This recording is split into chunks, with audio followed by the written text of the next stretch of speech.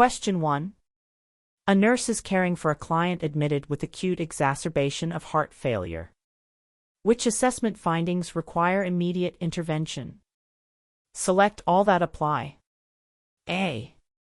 Weight gain of 3 pounds in 24 hours. B. Crackles bilaterally in lung bases. C. Urine output of 60 milliliters over the last 4 hours. D. Blood pressure 148/92 mmHg. E. Oxygen saturation 89% on room air. F. Peripheral edema 2+ in bilateral ankles. Answer.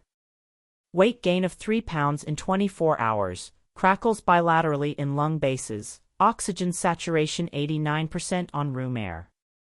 This question tests the nurse's ability to prioritize assessment findings in a client with acute heart failure, focusing on signs of worsening cardiac function and respiratory compromise that demand urgent action. Significant weight gain over a short period indicates fluid retention, bilateral crackles suggest pulmonary edema, and an oxygen saturation of 89% reveals severe hypoxemia, all of which are critical indicators of deteriorating heart failure requiring immediate intervention to prevent further decline. While elevated blood pressure and peripheral edema are concerning, they do not present the immediate life threat that severe respiratory distress or rapid fluid overload does. For instance, a client with oxygen saturation below 90% needs supplemental oxygen and potentially diuresis immediately to improve gas exchange.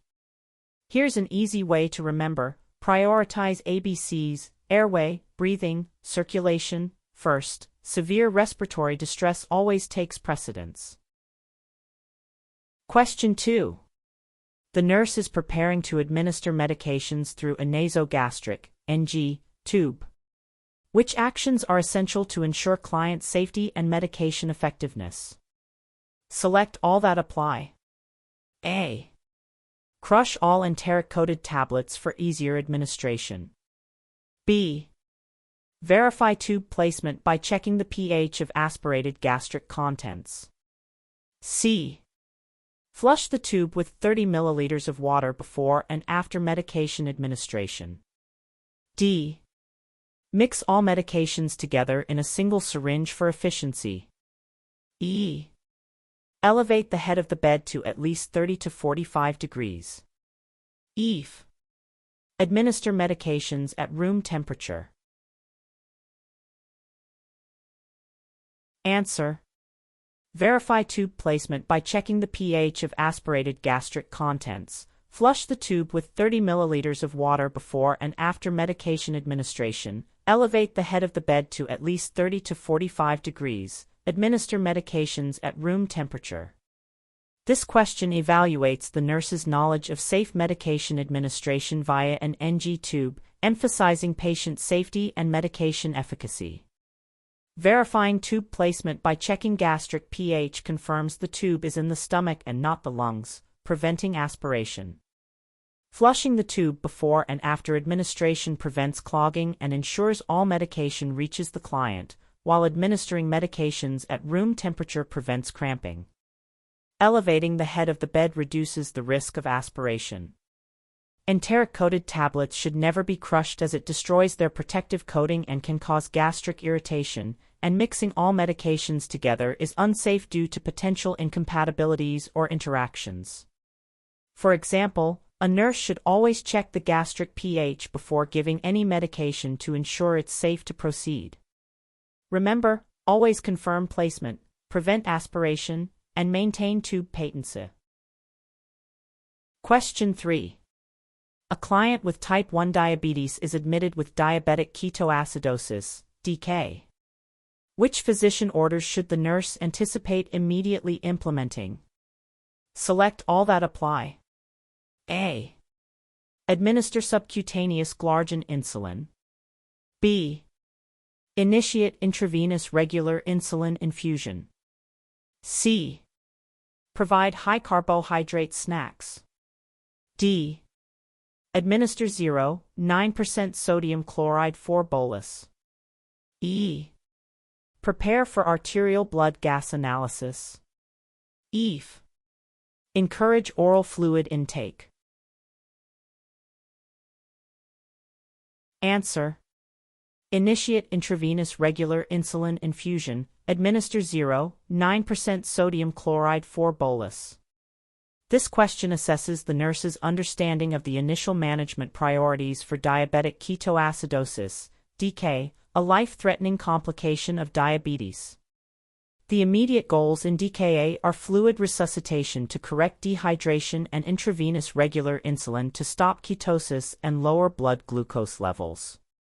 High-carbohydrate snacks, subcutaneous insulin, and encouraging oral fluids are inappropriate in the acute phase of DKA. While arterial blood gas analysis is crucial for diagnosis and monitoring, it's a diagnostic step rather than an immediate intervention for treatment in the same vein as fluids and insulin. For instance, initiating a rapid 4-fluid bolus helps restore circulating volume and perfuse vital organs. Here's an easy way to remember: in DKA, think fluids first, then insulin drip. Question 4. A nurse is assessing a postpartum client 4 hours after a vaginal delivery. Which findings would be considered normal? Select all that apply.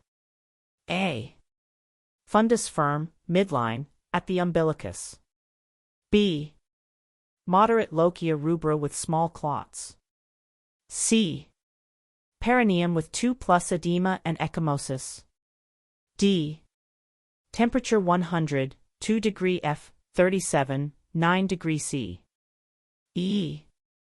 Client reports severe, constant abdominal pain. EF. Client voids 150 milliliters clear urine spontaneously. Answer. Fundus firm, midline, at the umbilicus, moderate lochia rubra with small clots, temperature 100, 2 degree F, 37, 9 degree C, client voids 150 milliliters clear urine spontaneously. This question tests the nurse's knowledge of expected physical assessment findings in the immediate postpartum period, focusing on signs that indicate normal physiologic recovery. A fundus that is firm, midline, and at the umbilicus signifies proper uterine involution and contraction, preventing hemorrhage. Moderate lochia rubra with small clots is a normal finding, reflecting uterine healing. A slight elevation in temperature, up to 100, for degree F or 38 degree C, within the first 24 hours postpartum is often due to dehydration or exertion. Spontaneous voiding of a reasonable amount of clear urine indicates adequate bladder function. Severe, constant abdominal pain could suggest a complication like uterine atony or hemorrhage, and significant perineal edema with ecchymosis is a sign of trauma or hematoma, both of which are abnormal. For example, the nurse would expect a new mother to be able to void independently after delivery, typically within 6 to 8 hours. Remember, Bubble HE helps you remember the key postpartum assessments: breasts, uterus, bladder, bowel, lochia, episiotomy/perineum, Homan's sign, emotional status. Question 5. A nurse is developing a care plan for a client diagnosed with major depressive disorder. Which nursing interventions are appropriate for this client? Select all that apply. A. Encourage participation in group therapy sessions. B. Implement a strict schedule for activities of daily living, ADLs. C. Allow the client to isolate in their room to rest as needed. D. Offer small, frequent, nutrient-dense meals. E. Discuss future plans and long-term goals extensively. F. Provide opportunities for successful, simple tasks. Answer. Encourage participation in group therapy sessions. Implement a strict schedule for activities of daily living, ADLs. Provide opportunities for successful, simple tasks. This question assesses understanding of therapeutic interventions for major depressive disorder, emphasizing structured support and gradual engagement. Encouraging group therapy provides social interaction and reduces isolation, while implementing a structured ADL schedule helps restore routine and a sense of accomplishment. Offering simple tasks that can be successfully completed boosts self-esteem and confidence. Allowing isolation can worsen depression, and discussing complex future plans may overwhelm a client with limited energy and motivation. While nutrient-dense meals are important, the primary issue is the client's ability or desire to eat, so making meals small and frequent addresses this better than just nutrient density. For instance, guiding a client through making their bed or taking a short walk can be a significant achievement for someone with depression. Here's a tip: think structure, support, small steps to help clients with depression. Question 6. A pediatric nurse is caring for a 6-month-old infant admitted with severe dehydration. Which assessment findings indicate a worsening condition? Select all that apply. A. Sunken fontanelle. B. Increased urine output. C. Absence of tears when crying. D. Capillary refill time greater than 3 seconds. E. Increased activity and alertness. F. Dry mucous membranes. Answer: sunken fontanelle, absence of tears when crying, capillary refill time greater than 3 seconds, dry mucous membranes. This question evaluates the nurse's ability to recognize signs of worsening dehydration in an infant, a critical skill in pediatric nursing. A sunken fontanelle indicates significant fluid volume deficit, and the absence of tears when crying is a clear sign of severe dehydration as tear production is diminished. A capillary refill time greater than 3 seconds signifies poor peripheral perfusion, and dry mucous membranes are a common indicator of fluid deficit. Increased urine output and increased activity/alertness would suggest improvement or a stable, well-hydrated state, not worsening dehydration. For example, observing an infant with extremely dry lips and tongue, combined with delayed capillary refill, should prompt immediate intervention. Remember to look for signs of decreased fluid in the body. Dry and slow, dry membranes, slow cap refill, and sunken and absent, sunken fontanelle, absent tears. Question 7. The nurse is teaching a client about preventing urinary tract infections, UTIs. Which instructions should the nurse include? Select all that apply. A. Drink at least 8 to 10 glasses of water daily. B. Wipe from back to front after defecation. C. Take frequent bubble baths. D. Urinate after sexual intercourse. E. Wear cotton underwear. F. Avoid urinating when feeling the urge. Answer: drink at least 8 to 10 glasses of water daily, urinate after sexual intercourse, wear cotton underwear. This question assesses knowledge of practical strategies to prevent urinary tract infections, focusing on hygiene and fluid intake. Drinking plenty of water helps flush bacteria from the urinary tract. Urinating after sexual intercourse helps to expel any bacteria that may have entered the urethra during activity. Wearing cotton underwear allows for better airflow, reducing moisture and bacterial growth. Wiping from back to front can introduce bacteria into the urethra. Frequent bubble baths can irritate the urethra, and holding urine when feeling the urge allows bacteria to multiply, all of which increase UTI risk. For example, a client who consistently drinks enough water and voids regularly is less likely to develop a UTI. Here's an easy way to remember: think flush, flow, and breathable. Question 8.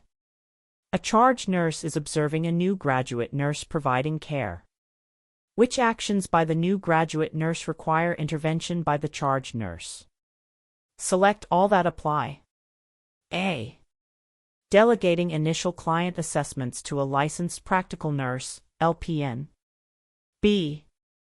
Administering a PRN pain medication without checking the client's last dose. C. Educating a client about a new diagnosis and treatment plan. D. Performing a sterile dressing change using clean gloves. E. Documenting a client's vital signs before taking them. F. Requesting assistance from a more experienced nurse for a complex procedure. Answer. Delegating initial client assessments to a licensed practical nurse, LPN, documenting a client's vital signs before taking them. This question examines the charge nurse's role in identifying unsafe or inappropriate actions by a new nurse, particularly concerning delegation and documentation. Initial client assessments require the comprehensive skills of a registered nurse and cannot be delegated to an LPN. Documenting vital signs before they are actually taken constitutes falsification of records and is a serious breach of professional conduct and safety. Administering pain medication without checking the last dose is also a significant error. Performing a sterile procedure with clean gloves is incorrect technique, but a less severe immediate patient safety issue than delegation or charting errors. Educating a client is an RN responsibility, and seeking help for a complex procedure is a positive, safe practice. For example, a new nurse must understand that only an RN can complete the comprehensive admission assessment to establish a nursing diagnosis and care plan. Remember, initial assessments and anything involving judgment or teaching are RN tasks, and never pre-chart. Question 9. A client is admitted with unstable angina. Which nursing interventions are appropriate for this client? Select all that apply. A. Administer oxygen via nasal cannula. B. Place the client in a supine position. C. Obtain an electrocardiogram, ECG. D. Administer sublingual nitroglycerin as ordered. E. Encourage immediate ambulation to promote circulation. F. Assess pain using a 0 to 10 scale. Answer. Administer oxygen via nasal cannula, obtain an electrocardiogram, ECG, administer sublingual nitroglycerin as ordered, assess pain using a 0 to 10 scale. This question tests the nurse's immediate priorities and interventions for a client experiencing unstable angina, focusing on reducing myocardial oxygen demand and identifying cardiac ischemia. Administering oxygen improves myocardial oxygenation. Obtaining an ECG helps to diagnose and monitor for ischemic changes. Sublingual nitroglycerin is given to dilate coronary arteries and reduce myocardial workload, alleviating chest pain. Assessing pain helps to evaluate the effectiveness of interventions and monitor for changes in the client's condition. Placing the client in a supine position may increase cardiac workload, and immediate ambulation is contraindicated as it increases oxygen demand. For instance, the nurse would administer nitroglycerin and reassess the client's pain level within 5 minutes to determine its efficacy. Remember, for chest pain, think Mona, morphine, oxygen, nitroglycerin, aspirin, and immediate ECG, with rest as a key component. Question 10. A nurse is reinforcing teaching with a client about taking furosemide. Which statements by the client indicate effective understanding of the medication? Select all that apply. A. I will take this medication before bedtime. B. I should weigh myself every day and report any significant changes. C. I need to increase my intake of potassium-rich foods. D. I can stop taking this medication once my swelling goes down. E. I should avoid standing up too quickly. F.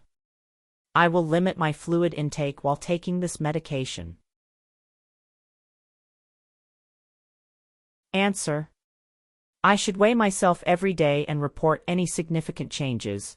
I need to increase my intake of potassium-rich foods. I should avoid standing up too quickly. This question assesses the client's understanding of important safety and management considerations when taking furosemide, a loop diuretic.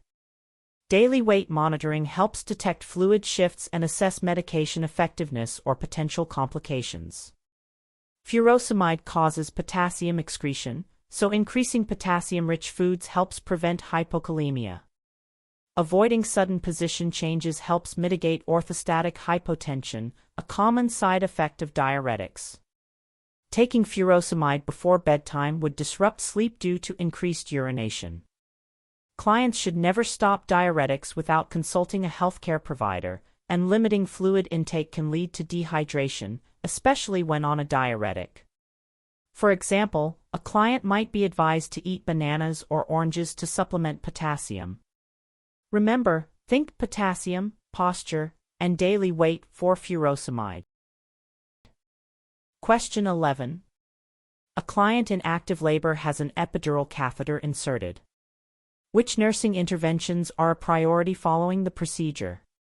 Select all that apply. A. Assess fetal heart rate and variability. B. Place the client in a Trendelenburg position. C. Monitor maternal blood pressure every 5 minutes for 15 to 20 minutes. D. Assess for sensation and motor function in the lower extremities. E.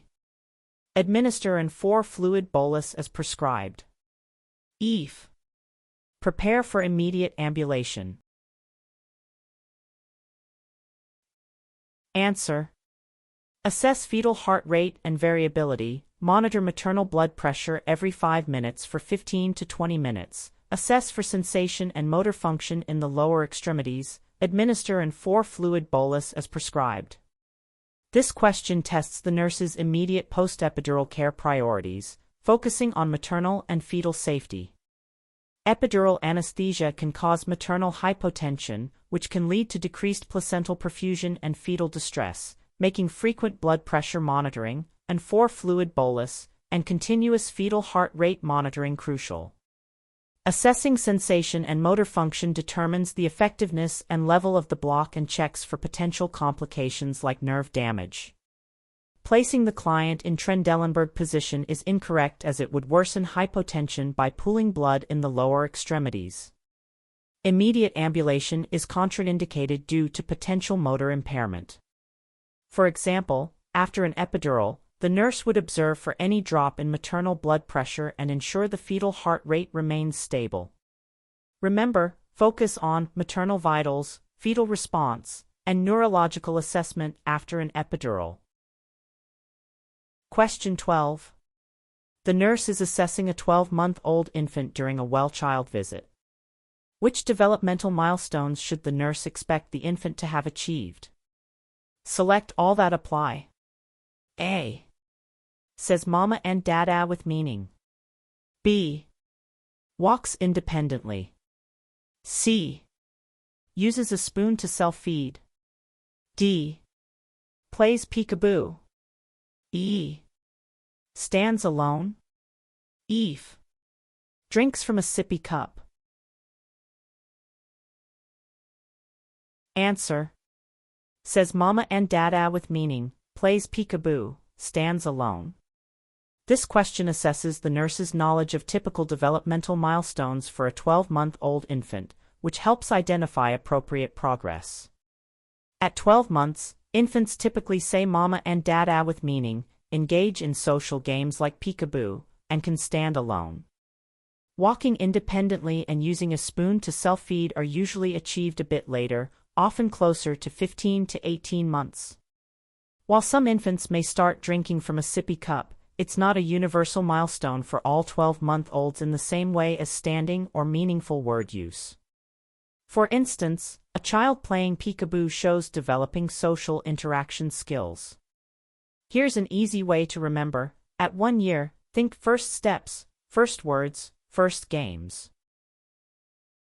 Question 13. A client with schizophrenia reports experiencing auditory hallucinations. Which nursing interventions are appropriate for this client? Select all that apply. A. Tell the client that the voices are not real. B. Ask the client directly what the voices are saying. C. Encourage the client to ignore the voices. D. Engage the client in reality-based activities. E. Distract the client with music or headphones.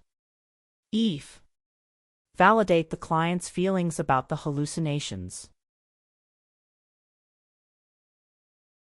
Answer. Ask the client directly what the voices are saying, engage the client in reality-based activities, distract the client with music or headphones, validate the client's feelings about the hallucinations. This question tests therapeutic communication and intervention strategies for clients experiencing auditory hallucinations, emphasizing a supportive and reality-oriented approach. Asking about the voices helps assess their content and potential for harm, while engaging in reality-based activities and providing distraction can help redirect focus away from the hallucinations. Validating the client's feelings acknowledges their experience without validating the hallucination itself, building trust. Telling the client the voices are not real can be dismissive and impede trust, and simply encouraging them to ignore the voices often doesn't work and can make the client feel unheard. For example, a nurse might say, "I understand you're hearing voices, tell me what they are saying," and then suggest a board game. Remember, assess, distract, engage, and validate feelings, but don't confirm the hallucination's reality. Question 14. The nurse is preparing a client for a colonoscopy. Which instructions should the nurse include in the teaching plan? Select all that apply. A. You will need to be on a clear liquid diet for 24 to 48 hours before the procedure. B. You should continue all your prescribed medications as usual. C. You will be given a bowel preparation solution to drink. D. You will be awake and alert during the procedure. E. You may experience some cramping and bloating after the procedure. F. You should increase your fiber intake the day before the procedure. Answer. You will need to be on a clear liquid diet for 24 to 48 hours before the procedure. You will be given a bowel preparation solution to drink. This question assesses the nurse's knowledge of pre-procedure preparation for a colonoscopy, focusing on ensuring adequate bowel cleansing for visualization. A clear liquid diet for 24 to 48 hours and consuming a bowel preparation solution are crucial for clearing the colon of stool. The client will receive sedation and will not be fully awake or alert during the procedure, so they will need a driver home. Many medications, especially blood thinners, need to be adjusted or held prior to the procedure, so continuing all medications is often incorrect. Increasing fiber the day before would make bowel cleansing more difficult. Cramping and bloating are common after the procedure, but the question asks about instructions before it.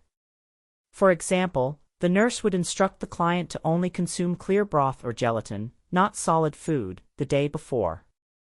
Remember, successful colonoscopy hinges on a clean bowel, so focus on diet and bowel prep. Question 15. A client with cirrhosis is at risk for hepatic encephalopathy. Which assessment findings indicate a worsening of this condition? Select all that apply. A. Asterixis, flapping tremors. B. Improved appetite. C. Fader hepaticus, musty breath. D. Oriented to person, place, and time. E. Increased lethargy and confusion. F. Elevated ammonia levels. Answer. Asterixis, flapping tremors, fader hepaticus, musty breath, increased lethargy and confusion, elevated ammonia levels.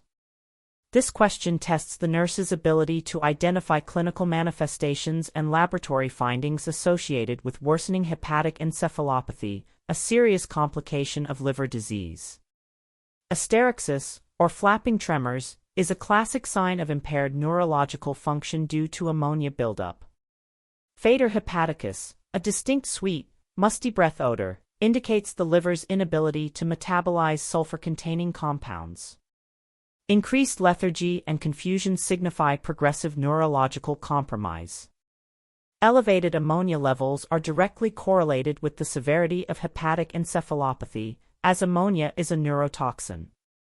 An improved appetite or being oriented to person, place, and time would indicate improvement or a stable state, not worsening. For instance, if a client begins to have difficulty writing or connecting thoughts, it can signal increasing ammonia levels affecting brain function. Remember, when thinking about hepatic encephalopathy, look for signs of altered mental status, characteristic tremors, and a distinctive breath odor, all tied to the liver's inability to detoxify. Question 16. A client undergoing chemotherapy for cancer reports severe nausea and vomiting.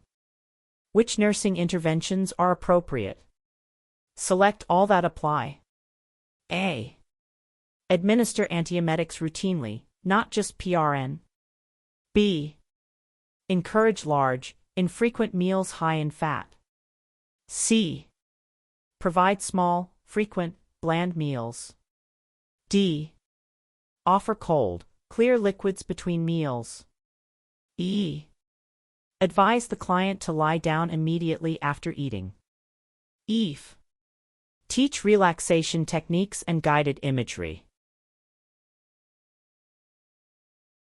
Answer. Administer antiemetics routinely, not just PRN, provide small, frequent, bland meals, offer cold, clear liquids between meals, teach relaxation techniques and guided imagery.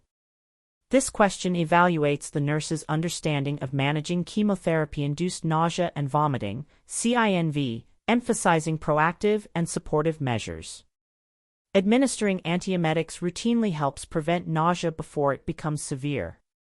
Providing small, frequent, bland meals and offering cold, clear liquids between meals are easier to tolerate and minimize gastric irritation. Teaching relaxation techniques and guided imagery can help reduce anxiety and the perception of nausea. Encouraging large, infrequent meals high in fat can exacerbate nausea, and lying down immediately after eating can worsen reflux or feelings of fullness. For example, a nurse would ensure a client receives their antiemetic 30 to 60 minutes before chemotherapy infusion starts. Remember, for CINV, think proactive, palliative, and small, bland, and cold. Question 17. The nurse is preparing to delegate tasks on a medical surgical unit. Which tasks are appropriate to delegate to a licensed practical nurse, LPN? Select all that apply. A. Performing an admission assessment on a new client. B. Administering oral medications to stable clients. C. Developing the initial care plan for a client with a new diagnosis. D. Providing wound care for a client with a stable pressure ulcer. E. Evaluating the effectiveness of a client's pain medication. F. Monitoring vital signs and reporting changes in a stable client. Answer. Administering oral medications to stable clients, providing wound care for a client with a stable pressure ulcer, monitoring vital signs and reporting changes in a stable client. This question assesses the nurse's understanding of delegation principles, specifically what tasks can be appropriately assigned to an LPN. LPNs can administer oral medications to stable clients, perform wound care for stable conditions, and monitor vital signs and report changes. However, LPNs cannot perform initial admission assessments, which require a comprehensive understanding of client needs to establish nursing diagnoses and an initial care plan, nor can they independently develop initial care plans. Evaluating the effectiveness of medications requires the critical thinking and assessment skills of a registered nurse. For example, an LPN could take vital signs on a client and inform the RN if they noticed any significant deviations from baseline. Remember, LPNs can do, but RNs assess, plan, evaluate, and teach complex information. Question 18. A nurse is assessing a newborn 1 hour after birth. Which findings require further investigation? Select all that apply. A. Acrocyanosis, bluish discoloration of hands and feet. B. Respiratory rate of 58 breaths per minute. C. Jaundice noted on the face and trunk. D. Symmetrical Moro reflex. E. Blood glucose level of 35 mg per deciliter. F. Single umbilical artery. Answer. Jaundice noted on the face and trunk, blood glucose level of 35 mg per deciliter, single umbilical artery. This question tests the nurse's ability to differentiate between normal and abnormal findings in a newborn assessment, crucial for early identification of potential complications. Jaundice appearing within the first 24 hours, face and trunk, is typically pathologic and requires investigation, unlike physiologic jaundice that appears later. A blood glucose level of 35 mg per deciliter in a newborn is considered hypoglycemic and requires immediate intervention to prevent neurological damage. A single umbilical artery can be associated with renal or other congenital anomalies, necessitating further workup. Acrocyanosis is normal in the first 24 hours, a respiratory rate of 58 is within the normal range for newborns, and a symmetrical Moro reflex is an expected neurological finding.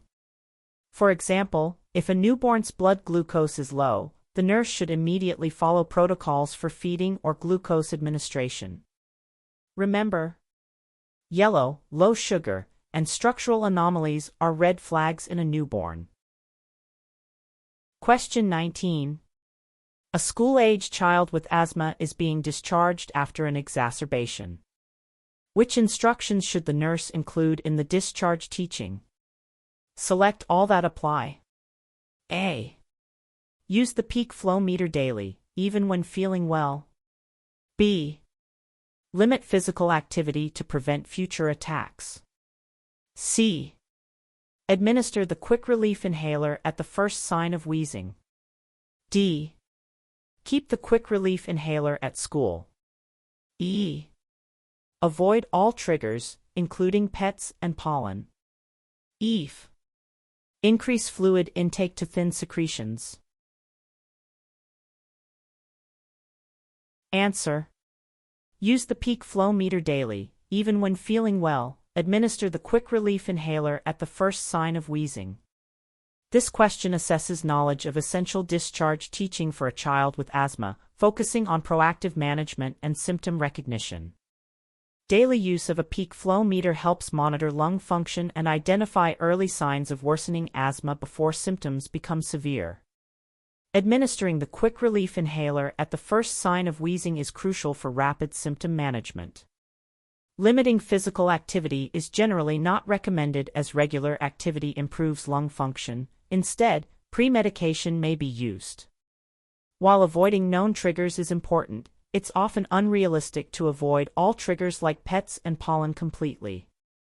Keeping a quick relief inhaler at school is good, but the question asks about discharge teaching for the child/family, so the primary instruction is how to use it and when. Increased fluid intake is a general healthy practice, but not a primary, specific intervention for an asthma exacerbation that requires immediate attention.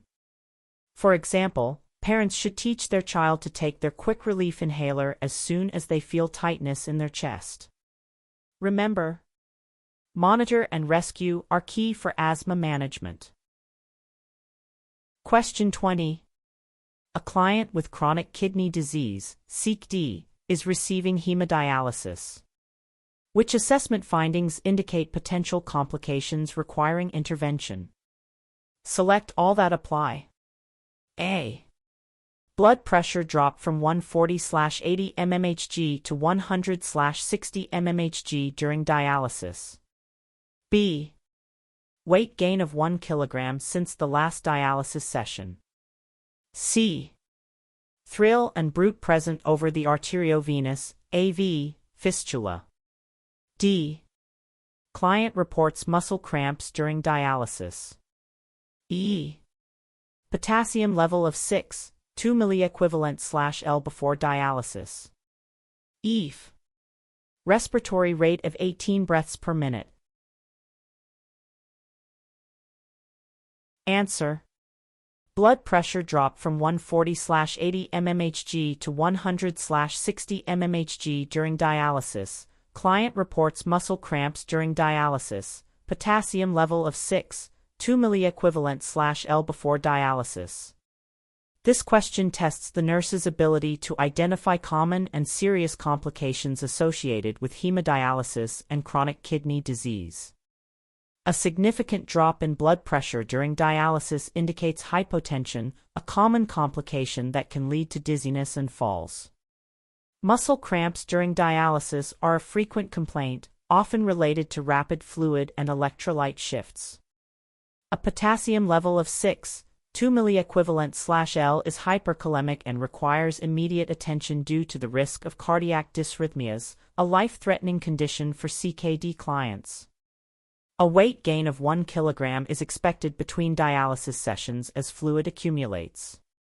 Thrill and bruit over the AV fistula are normal and indicate patency, and a respiratory rate of 18 is within normal limits. For example, if a client's blood pressure drops significantly during dialysis, the nurse would administer a prescribed fluid bolus. Remember, hypotension, muscle cramps, and hyperkalemia are immediate concerns during or before dialysis. Question 21. A client admitted with a panic attack is exhibiting hyperventilation. Which nursing interventions are appropriate for this client? Select all that apply. A. Encourage slow, deep breaths. B. Have the client breathe into a paper bag. C. Administer a prescribed anxiolytic medication. D. Tell the client to calm down. E. Remain with the client and offer a calm presence. F. Discuss the underlying causes of their anxiety. Answer. Encourage slow, deep breaths, have the client breathe into a paper bag, administer a prescribed anxiolytic medication, remain with the client and offer a calm presence. This question evaluates the nurse's immediate response to a client experiencing a panic attack with hyperventilation, focusing on calming the client and correcting physiological imbalances. Encouraging slow, deep breaths helps to restore normal breathing patterns, and breathing into a paper bag increases carbon dioxide levels, correcting respiratory alkalosis from hyperventilation.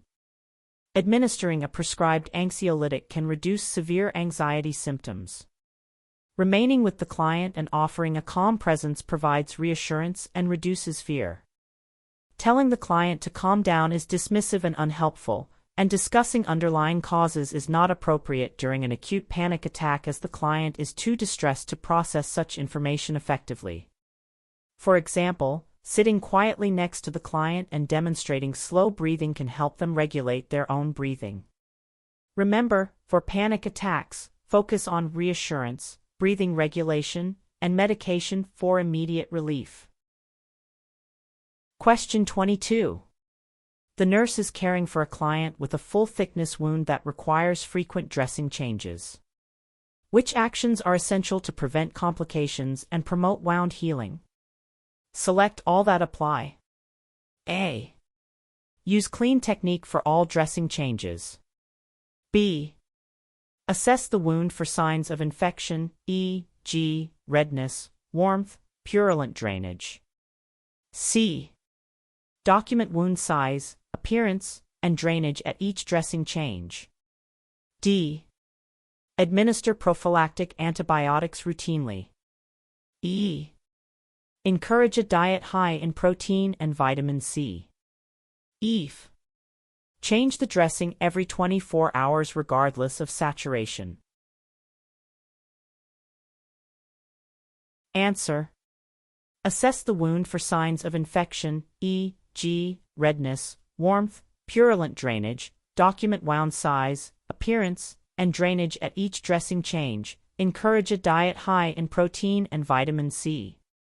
This question assesses the nurse's knowledge of best practices in wound care, emphasizing assessment, documentation, and nutritional support for optimal healing. Regular assessment for infection signs allows for early detection and intervention. Thorough documentation of wound characteristics helps track progress and evaluate treatment effectiveness. A diet rich in protein and vitamin C is vital for tissue repair and collagen synthesis, supporting healing. Full-thickness wounds often require sterile technique to prevent infection, not just clean technique.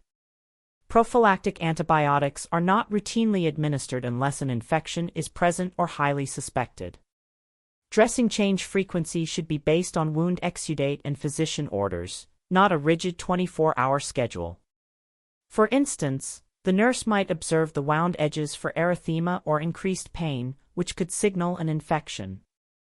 Remember, assess, document, and nourish are key principles in wound care. Question 23. A nurse is preparing to administer digoxin to an adult client. Which pre-administration assessments are critical? Select all that apply. A. Auscultate apical pulse for 1 full minute. B. Check the client's blood pressure. C. Assess for signs of hypokalemia. D. Review the client's kidney function tests, e.g., creatinine. E. Evaluate the client's temperature. F. Assess for signs of hypernatremia. Answer. Auscultate apical pulse for 1 full minute. Review the client's kidney function tests, e.g., creatinine. This question tests the nurse's understanding of essential safety checks before administering digoxin, a cardiac glycoside with a narrow therapeutic range. It is critical to auscultate the apical pulse for a full minute and hold the medication if the pulse is below 60 beats per minute in adults, due to digoxin's negative chronotropic effect. Digoxin is primarily excreted by the kidneys, so reviewing kidney function tests like creatinine is essential to identify clients at risk for toxicity. While electrolyte imbalances can affect digoxin, hypokalemia increases the risk of toxicity, but it's not a pre-administration assessment in the same way as kidney function or apical pulse. Blood pressure and temperature are important general assessments but not directly critical for digoxin administration unless specifically indicated by the client's condition. For example, if a client's apical pulse is 52 bpm, the nurse must hold the dose and notify the provider. Remember, for digoxin, pulse and kidneys are your primary checks. Question 24. A nurse manager is implementing a quality improvement project to reduce medication errors on the unit. Which actions are appropriate for this project? Select all that apply. A. Conduct a root cause analysis for each medication error identified. B. Implement a no-blame culture to encourage error reporting. C. Focus solely on disciplinary actions for nurses who make errors. D. Provide additional training on medication administration for all staff.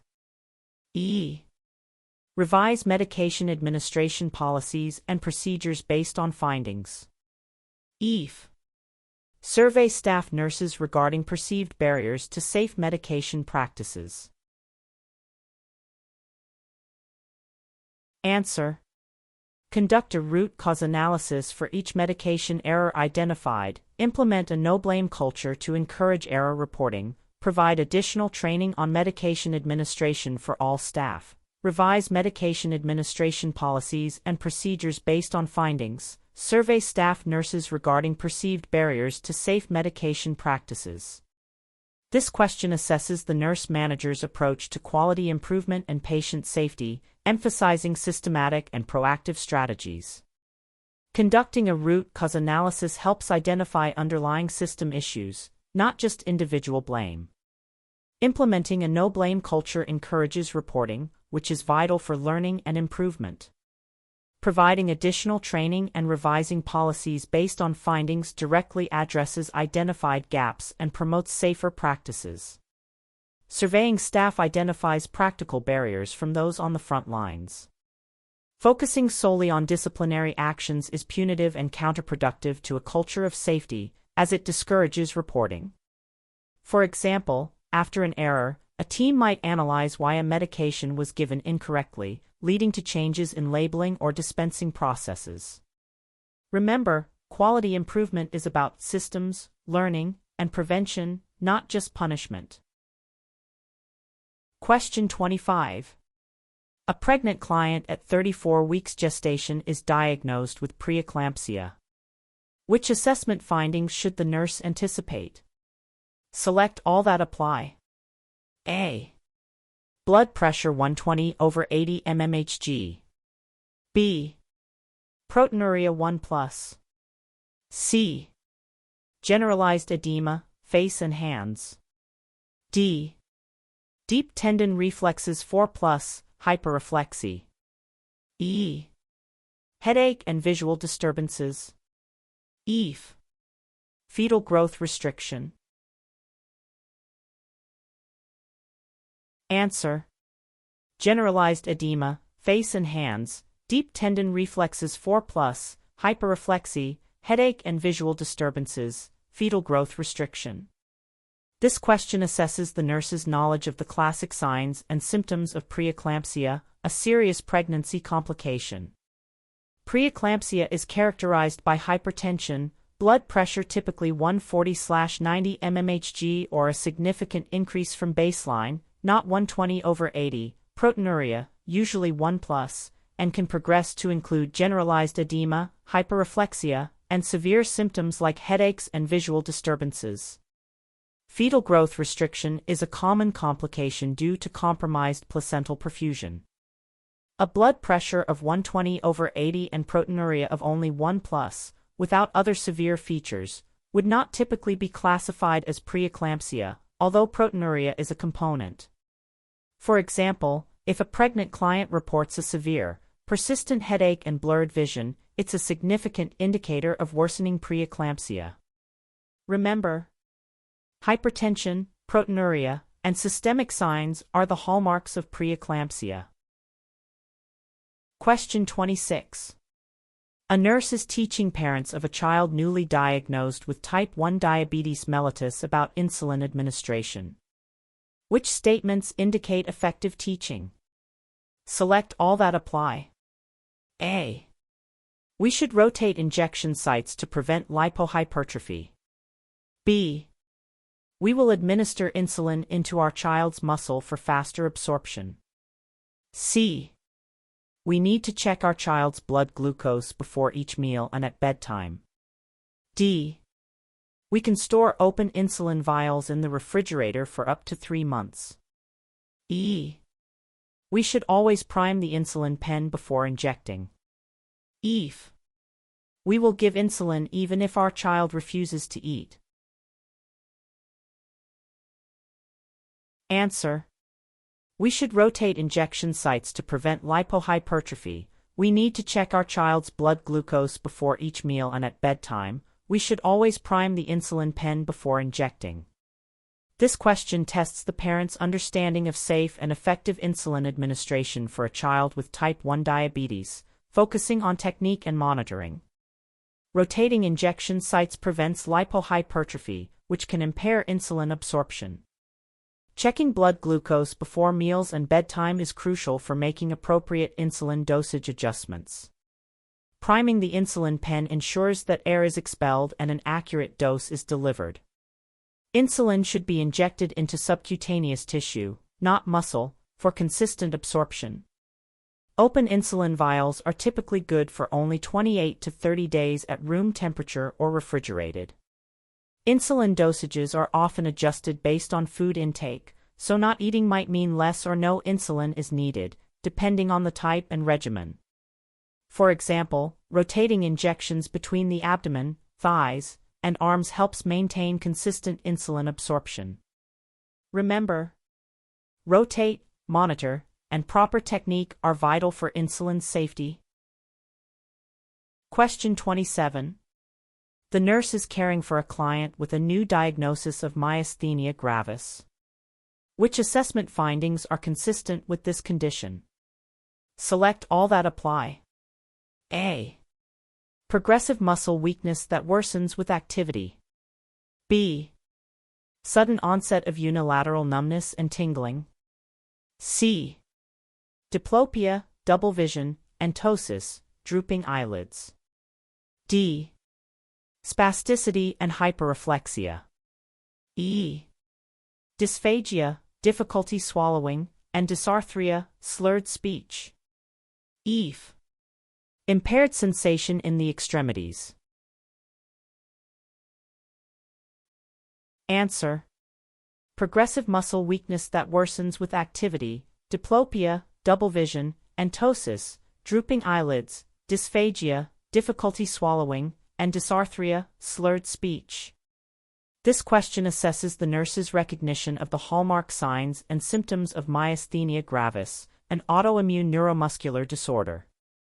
Myasthenia gravis is characterized by fluctuating, progressive muscle weakness that worsens with activity and improves with rest, specifically affecting voluntary muscles. Common initial symptoms include ocular manifestations like diplopia and ptosis, and bulbar symptoms such as dysphagia and dysarthria.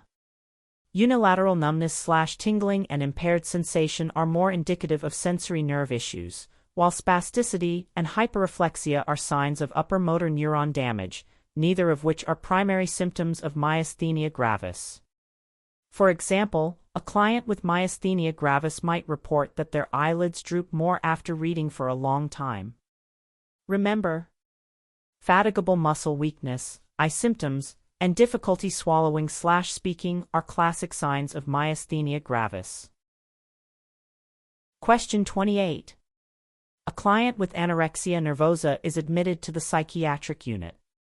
Which nursing interventions are appropriate for this client? Select all that apply. A. Allow the client to choose their meal times and food portions. B. Implement a strict, observed mealtime schedule. C. Weigh the client daily, typically in the morning after voiding. D. Encourage exercise immediately after meals to promote a healthy body image. E. Offer praise for weight gain and adherence to the meal plan. F. Provide privileges based on weight gain and compliance. Answer. Implement a strict, observed mealtime schedule, weigh the client daily, typically in the morning after voiding, offer praise for weight gain and adherence to the meal plan, provide privileges based on weight gain and compliance. This question assesses the nurse's understanding of effective interventions for clients with anorexia nervosa, emphasizing structured support and behavioral reinforcement to promote weight restoration and healthy eating patterns. A strict, observed mealtime schedule minimizes manipulation and ensures intake, while daily weighing helps monitor progress and assess treatment effectiveness. Offering praise and providing privileges for positive behaviors reinforce healthy habits. Allowing the client to choose meal times and portions can perpetuate their control over eating, and encouraging exercise immediately after meals can be used to compensate for intake, which is counterproductive. For example, a client might earn a favorite book or movie rental for consistently finishing their meals. Remember, structure, observation, and positive reinforcement are key in managing anorexia nervosa. Question 29. The nurse is documenting care for a client. Which actions demonstrate adherence to legal and ethical documentation standards? Select all that apply. A. Documenting objectively, avoiding opinions or judgments. B. Using approved abbreviations consistently throughout the record. C. Documenting care as soon as possible after it is provided. D. Erasing incorrect entries and rewriting them accurately. E. Signing all entries with name and professional designation. F. Including the client's subjective statements in quotation marks. Answer. Documenting objectively, avoiding opinions or judgments, using approved abbreviations consistently throughout the record, documenting care as soon as possible after it is provided, signing all entries with name and professional designation, including the client's subjective statements in quotation marks. This question tests the nurse's knowledge of proper documentation practices that are crucial for legal, ethical, and safe client care. Documenting objectively avoids bias, while using approved abbreviations ensures clarity and consistency. Documenting care promptly prevents errors and omissions, ensuring accurate reflection of events. Signing entries with name and designation establishes accountability. Including clients' subjective statements in quotation marks accurately represents their words. Erasing incorrect entries is never appropriate. Errors should be corrected by drawing a single line through them, initialing and dating, then writing the correct information. For instance, instead of writing "client is uncooperative," the nurse would document "client refused morning medications and turned away from nurse." Remember, accurate, objective, timely, and attributable documentation protects both the client and the nurse. Question 30. A client is receiving intravenous heparin therapy. Which laboratory results indicate the therapeutic effectiveness of the medication? Select all that apply. A. International Normalized Ratio, INR, of 2:0. B. Activated partial thromboplastin time, APTT, of 70 seconds. C. Platelet count of 150,000/L. D. Prothrombin time, PT, of 15 seconds. E. Hemoglobin of 14g/dl. If APTT1, 5:2, 5 times the control value. Answer. Activated partial thromboplastin time, APTT, of 70 seconds, APTT1, 5:2, 5 times the control value. This question assesses the nurse's understanding of how to monitor the therapeutic effectiveness of intravenous heparin therapy. Heparin's anticoagulant effect is primarily monitored using the activated partial thromboplastin time, APTT. A therapeutic APTT is typically 1.5 to 2.5 times the control, or normal, value. An APTT of 70 seconds could be within this therapeutic range depending on the control value. INR and PT are used to monitor warfarin, not heparin. Platelet count and hemoglobin are important for monitoring for adverse effects, e.g., heparin-induced thrombocytopenia or bleeding, but do not indicate therapeutic effectiveness.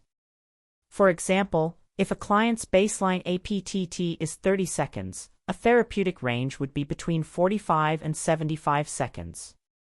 Remember, APTT for heparin, INR for warfarin.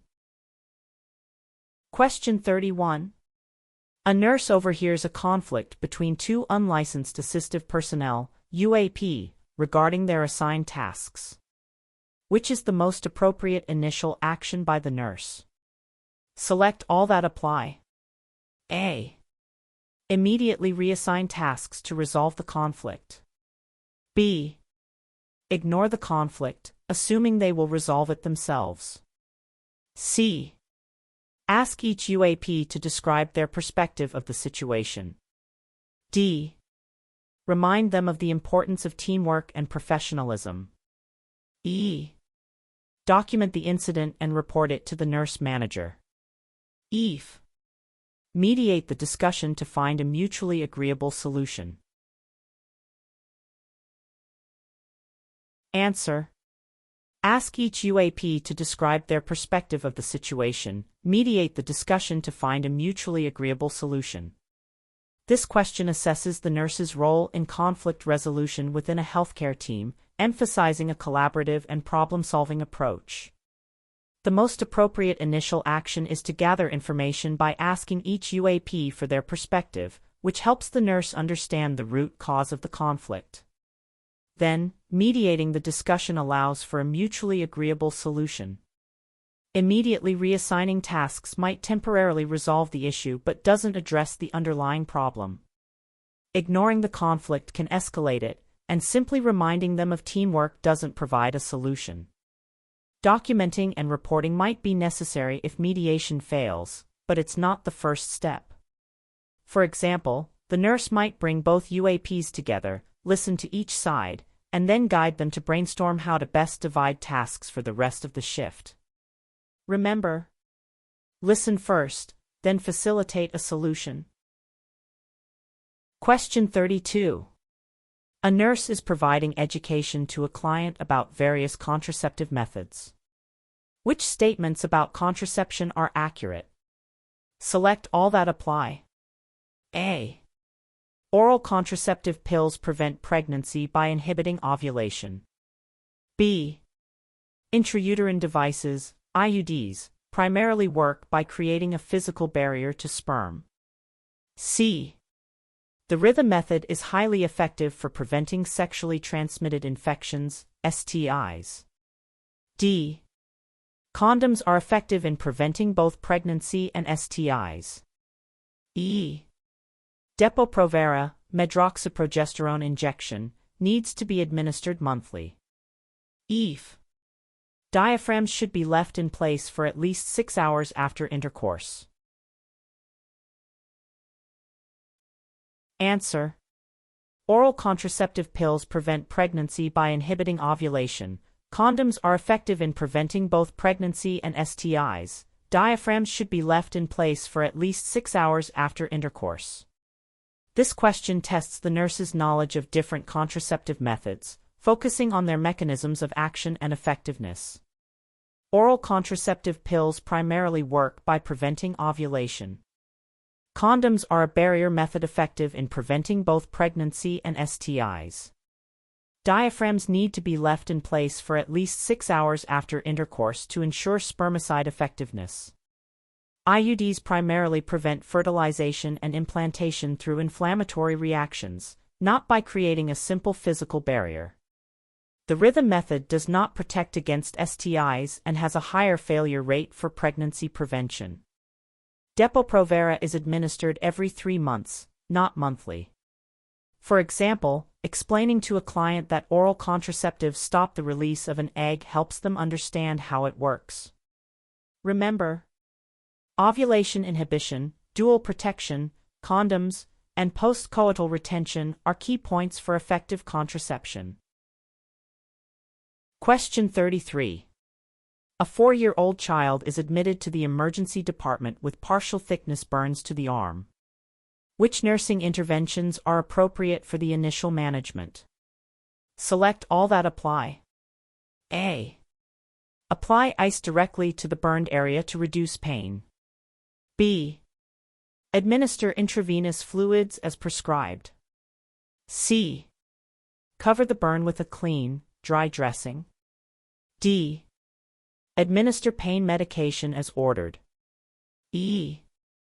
Remove any clothing or jewelry from the affected area. F. Encourage the child to eat a high-protein meal immediately. Answer. Administer intravenous fluids as prescribed, administer pain medication as ordered, remove any clothing or jewelry from the affected area, cover the burn with a clean, dry dressing. This question assesses the nurse's immediate priorities in managing partial thickness burns in a pediatric client, focusing on pain management, preventing further injury, and fluid resuscitation. Administering 4 fluids is crucial to prevent burn shock, especially in children with significant burns. pain medication is essential due to the intense pain of partial thickness burns. Removing clothing and jewelry prevents constriction and heat retention, and covering the burn with a clean, dry dressing protects from infection and reduces pain. Applying ice directly can cause vasoconstriction and tissue damage. While a high-protein diet is important for healing, it's not an immediate priority in the acute phase of burn management.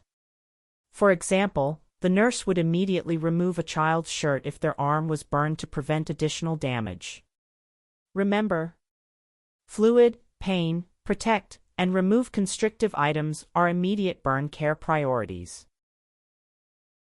Question 34. A client with Addison's disease is experiencing an Addisonian crisis. Which assessment findings should the nurse anticipate?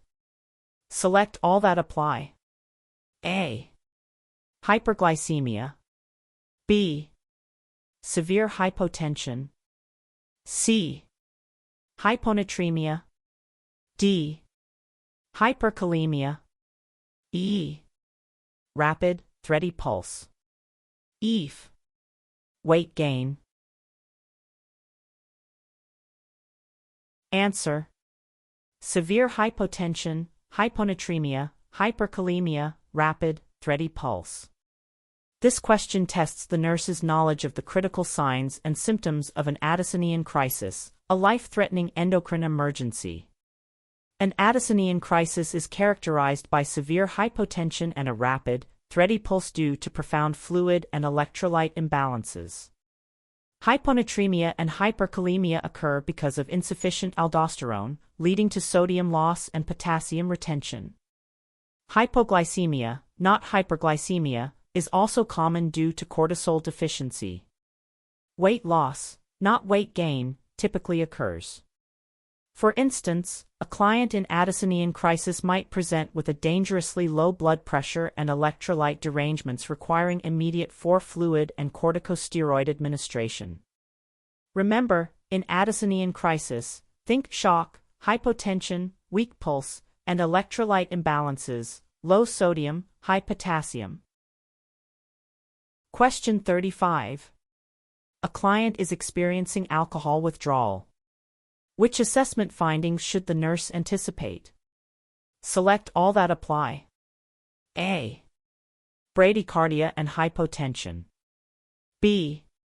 Tremors and agitation. C. Nausea and vomiting. D. Seizures. E.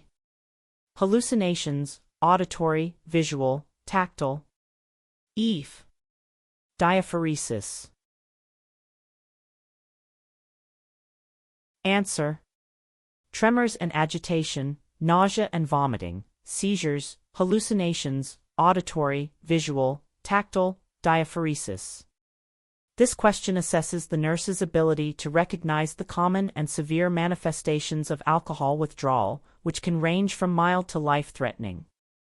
Alcohol withdrawal typically presents with increased autonomic activity, including tremors, agitation, nausea, vomiting, and diaphoresis, sweating. More severe symptoms can include seizures and various types of hallucinations, auditory, visual, tactile. The opposite of bradycardia and hypotension, tachycardia and hypertension, are more commonly seen due to the rebound hyperactivity of the autonomic nervous system. For example, a client in alcohol withdrawal might experience their hands shaking uncontrollably, significant sweating, and seeing bugs crawling on the walls. Remember, alcohol withdrawal is characterized by an overactive nervous system leading to tremors, agitation, sweating, and potentially severe neurological symptoms like seizures and hallucinations.